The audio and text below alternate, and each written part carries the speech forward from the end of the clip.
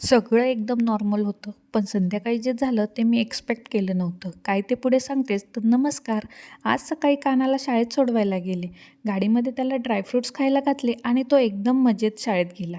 तो शाळेत गेल्यावर आम्ही नाश्ता करायला गेलो. माझे फेवरेट पोहे. कधीही द्या तरी मी कंटाळणार नाही. नंतर थोडं बँकेत काम होतं, पण आज सोमवार असल्यामुळं गर्दीच गर्दी होती. पण समहाऊ आमचं काम झालं. कानासाठी नंतर थोडीशी फ्रुट्स घेतली आणि मग त्याला शाळेतून पिकअप केलं. तर त्याची गाडीतसुद्धा काही मस्ती मजा सुरूच होती. घरी आल्यावर त्याला मस्त अंघोळ घातली आणि मग तो झोपला. मीही थोडा वेळ आराम केला. उठल्यावर तर त्याचं फुल मस्ती मूड. खेळला, धावला, घरभर त्याची एनर्जी पसरली होती.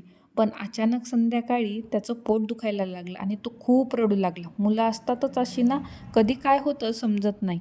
बस असा गेला आमचा आजचा दिवस काळजीने भरलेला. व्हिडिओ आवडल्यास लाईक, शेअर, सबस्क्राईब. बाय.